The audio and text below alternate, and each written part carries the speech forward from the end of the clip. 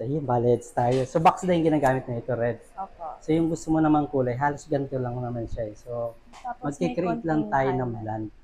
Sa atin lang ba yung gusto mo pagka-blend? Check ko na lang mamaya ulit yung kulay na gusto mo. And then yan, another bleach yung gagawin natin dito.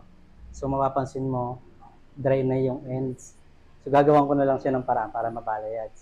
Sige po. So, yung gusto parang copper blend. Right? Opo. Okay. So, gupitan ko yung dulo mamaya. Ayan. After na lang ng balayage. Ka Gusto mo ba ang ganyan? So, after na lang ng balayage, check ko na lang yung gupit natin. Ha? Para hindi ka mabigla. Okay. Saan pa kayo galing? Sa Canada. From Canada. Wow. Welcome. So, okay. Magkakasama kayo. Lahat kayo galing Canada. Wow. Sige. Pa-prepare ko lang, ha? Parang ang ganda lagyan kita ng 13 bangs dito. Sige po. Sige. Okay. Thank you.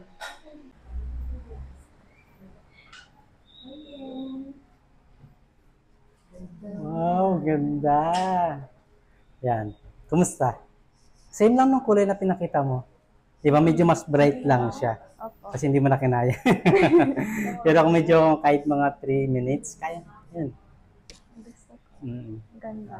Itong mani. Oo. Di ba? Sulit yung ano.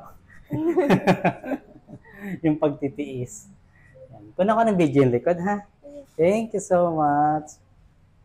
Okay.